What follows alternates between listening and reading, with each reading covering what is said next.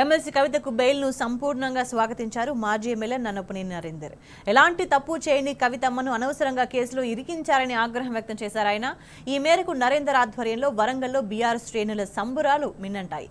టపాకులు కాల్చి సంబరాలు చేసుకున్నారు గులాబీ క్యాడర్.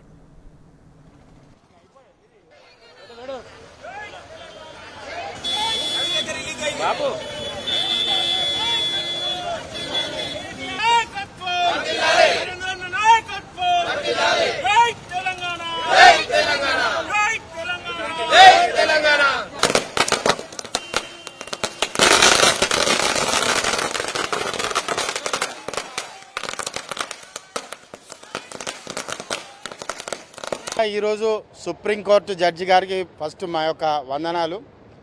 వారు ఈరోజు న్యాయం పక్షాన ఈరోజు వారు బెయిల్ ఇవ్వడం మా కవితక్కకు చాలా సంతోషం. అదేవిధంగా దీనికోసం పోరాటం చేసినటువంటి మా రామన్న రాష్ట్ర బీఆర్ఎస్ పార్టీ అధ్యక్షులకు వారి కృతజ్ఞతలు.